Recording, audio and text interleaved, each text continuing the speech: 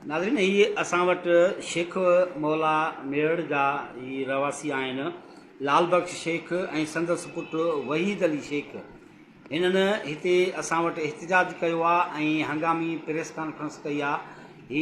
हिन लाल बख्श जा टे भाइर आहिनि, उन्हनि जे ख़िलाफ़ु हिननि जो चवणु आहे त उन्हनि बोगस कागज़ ठहिराए असांजी अमड़ जी प्रॉपर्टी जेका हैदराबाद में हुई उहा बि खपाई आहे। ऐं हिते जेको घरु आहे असांजूं हीउ जेको लाल बख्श आहे इन जूं टे ॿियूं भेणूं आहिनि, उन्हनि जे घर ते बि हुन कब्ज़ो करे ऐं उन्हनि जा बि बोगस कागज़ ठहिराया आहिनि। उन खां अलावा हिननि जी जेका प्रॉपर्टी आहे, हिननि जा जेके दुकान आहिनि, मसवाड़ी वेठा आहिनि, उन्हनि खे बि हिननि धमकियूं ॾिनियूं आहिनि ऐं उन्हनि खे उथारे उन्हनि दुकाननि खे ताला हणी छॾिया आहिनि ऐं हिननि खे ब्लैकमेल करे रहिया आहिनि त जेके टे भाइर आहिनि हिननि जा, उन्हनि जे हिसे में जेका 55 फुट जी दुकान में हिसो थो अचे उहो बि हिननि खे ज़बरदस्ती चवनि था त उहो असां खां ख़रीद कयो, मगर हीअ उन्हनि खां ख़रीद करणु नथा चाहिनि।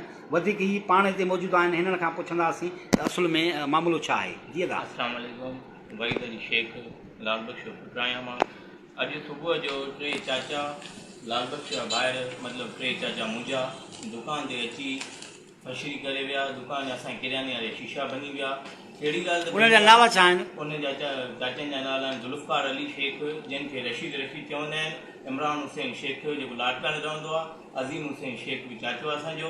टई दुकान जा आया जेके जंहिंजो दुकान बरसात साइड में उन्हनि जो 55 टिनी जो हिसो आहे, छो त असांजे ॾाॾे जी प्रॉपर्टी हुई। तिन में हिनखे पंहिंजी मसवाड़ हर महीने जी 27,000 मां जेको बि हिसो बराबरि मसवाड़ जी हुई उहा हिनखे मिली रहंदी हुई। उनखां अलावा जेको 55 फुट हुननि जो शेयर टिनी भाइरनि जो हुयो, उनखां अलावा जेको 55 माना टिनी भाइरनि जो शेयर हुयो उहो असां ख़रीद करणु न पिया चाहियूं। उन्हनि असांखे ब्लैकमेलिंग करे, छो त उन्हनि जो हिसो जेको हिकिड़ी शइ 5 रुपया लहे उहो असांखे ॾऊं मथे करे ब्लैकमेल करे चवनि पिया ख़रीद कयो, छो त अपोज़िट साइड असांजो वाल साहब जो दुकानु आहे। बल्कि असां उन खां ख़रीद करणु न पिया चाहियूं, असां मालिक आहियूं, असां नथा ख़रीद करणु चाहियूं। उन्हनि खे हर महीने मसवाड़ मिलंदी आहे ऐं उन्हनि जो कमु न आहे असांजा त मां दुकान ते फशरी करे वञनि। उन्हनि खे हर महीने मसवाड़, जेकॾहिं उन्हनि खे पंहिंजो हिसो खपे थो असां पंहिंजो उन्हनि खे कढी ॾियण लाइ तयारु रहंदासीं ऐं आहियूं बि, हर वक़्तु रहंदासीं बि, जंहिंमहिल दिलि चवनि वठी वञनि, बाक़ी हरू भरू कंहिंसां नाजाइज़ी केरु न करे। उनखां अलावा मुजाहिद मैसर मसवाड़ जो दुकान यूफोन ऑफिस वारो ॾिनल हुयो, तंहिं खे हिनखे शीशनि जी धमकियूं ॾिनी, तव्हां शीशा भञंदासीं। पोइ वीचारो असांजे अची करे असांखे चई बाबा दुकानु तव्हां ॾिनो आहे मसवाड़ ते, छो हुननि खे मसवाड़ पंहिंजी ॾींदा हुई। हुननि असांखां उन करे मसइलो पियो आहे, हिननि जो हिसो जेको 55 फुट जो 55 टिनी भाइरनि जो हुयो न, 285 फुट मां 4 भाइर 3 भेणूं हुयूं, जेको हिननि खे 55 फुट हिसो हिननि खे अचे पियो, जंहिंजी प्राइज़ 8 खां 10 लख रुपया आई। हे हरू भरू असांखे ब्लैकमेल करे चवनि 50 लख में ख़रीद कयो। जेकॾहिं असां ख़रीद करण लाइ तयारु न हुयासीं, असां हिननि खे चयोसीं बाबा 55 फुट पंहिंजा कढ अलॻि कयो भला। उनजे अलावा हिसाब सां असांजे सुबुह ताईं अची फशरी कयनि, धमकियूं ॾिनियूं अथनि। उनखां अलावा अली गोर शेख इमरान हुसैन शेख जो थोरो राति जे टाइम ते कार ते अची जंहिंमहिल धमकियूं ॾेई रहियो आहे, छो त चए थो बाबा जे हीअ शइ जेका 50 लख में तव्हां ख़रीद कयो, अपोज़िट साइड में तव्हांजो दुकानु आहे। बिल्कुलु असांजी दुकानु आहे, हिकिड़ी शइ 5 रुपए जी वारी आहे, उहा असां मथे छो ख़रीद कयूं? असां बल्कि ख़रीद नथा करणु चाहियूं, तव्हां पंहिंजो हिसो खणो। उन हिसाब सां इहे असांखे धमकियूं ॾेई आहिनि ऐं महिरबानी करे DIG IG सिंध पुलिस जी अपील आहे असांजो इंसाफ़ कयो वञे। अच्छा, घर बि आहे चओ था, उन ते बि तव्हांजी हैदराबाद में फ्लैट आहे जेको मुंहिंजी ॾाॾी जो आहे लाल बख्श शेख जी अमर जो आहे। उहो असांजो चाचो ज़ुल्फ़कार अली शेख उर्फ़ रशीद, जेको अकेलो फोती खातो ठाराए बॉक्स कागज़ ठाराए सेल करे छॾियो, इहा हालत आहे। हे कागज़ अथव। उनखां अलावा मेड़ में जॻह आहे, उन्हनि में 3 न्याणियुनि जा हिसा उहो बि फोती खातो चेंज कराए, उहो 3 नाला हुया फोती खातो चेंज कराए, उन्हनि जा नाला माना कैंसिल कराए छॾनि, इहो रजिस्ट्री कराए वेठो आहे।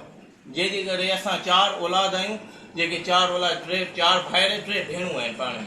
अच्छा, उहो बोगस कागज़ ठहिराए जंहिं घर जा हुन पंहिंजे नाले कराया आहिनि, उहो घर हींअर कंहिंजे कब्ज़े में आहे? उहो कब्ज़ो ज़ुल्फ़कार अली शेख में आहे, उहो घर कुटुमला मेड़ में आहे। अच्छा, उहो उन्हनि जे कब्ज़े में आहे। जी जी। तव्हांजूं फुफियूं जेके आहिनि उन्हनि खां हुन बोगस कागज़ ठहिराए हिसो पती उन्हनि खां न पुछण जे बग़ैर पंहिंजे नाले कराए छॾिया। पंहिंजे नाले कराए। उनखां अलावा धमकियूं ॾेई रहिया आहिनि, छो त असांजे वाल साहब पढ़ियल लिखियल न आहे, उन्हनि खे इन ॻाल्हियुनि जो माना कंहिं ॻाल्हि जो अंजाम न आहे। इहो असां अलाही महिरबानी सां बाबा असांखे पढ़ायो, जेके 2 दर्जा पेट में आहिनि, छो त असांजे पुफी खे इहा धमकी ॾेई आयो आहे त छो हुनजी ख़बर आहे उन वॾे जी जॾहिं सही न आहे त तव्हांजे भाइटनि सां माराए छॾींदा त असांजी पुफी हुनजे ॿ पेर पोइते करे असांजी पुफी जो हिसो ई असांखे ठाहे छॾींदी पर जॾहिं हिनखे हर महीने मां पंहिंजी मसवाड़ दुकान सां मिलंदी त हिन हरू असांखे सुबुह ताईं ड्रामो छो कयो शीशा भञी वियो आहे दुकान जा हरू नाइंसाफ़ी करे वियो आहे 2-3 माण्हू वठी आयो आहे हुनखे अहिड़ा परे दुकान जो मसवाड़ी हुनखे परेशान कयो दुकान खे ताला हणी वियो आहे बिल्कुलु हुनजो हिसो आहे असां ॾियण लाइ तयारु आहियूं पर जेको हिसो हुन 55 फुट आहे 55 टेई भाइर गॾु था थियनि असां पंहिंजो कढी था ॾियूं पर हरू भरू कंहिंसां नाजाइज़ी न कई वञे असांखे इंसाफ़ ॾिनो वञे नाज़रीन ही असां वटि हिते मौजूदु हुया मेरठ जे शेख मौला जा लाल बख्श ऐं उनजो पुटु वहीद अली शेख जिन पंहिंजनि भाइरनि जे ख़िलाफ़ु हिते एहतिजाज कयो आहे त हुननि बोग्स कागज़ ठहिराए असांजी प्रॉपर्टी जेका आहे उन ते हैदराबाद जी प्रॉपर्टी हिते मेरठ में हिननि जी वहीद अली जी फुफियूं आहिनि या लाल बख्श जूं भेणूं आहिनि उन्हनि ते कब्ज़ो करे ऐं हिननि खे धमकियूं था ॾेई रहिया आहिनि उन्हनि ख़िलाफ़ु हिननि SSP DIG IG खे अपील कई आहे त असांखे तहफ़ुज़ ॾेई इन्हनि ख़िलाफ़ु कार्रवाई कई वञे उन खां अलावा हिननि रेवेन्यू खातो ऐं DC दादू खे बि अपील कई आहे त हिन जेका बोगस प्रॉपर्टी ठाही आहे असांजा हिकिड़ा फोती खाता जेके आहिनि उन्हनि में हिन हेरफेर कई आहे रिश्वत वेज़ उन्हनि जी बि इंक्वायरी कई वञे।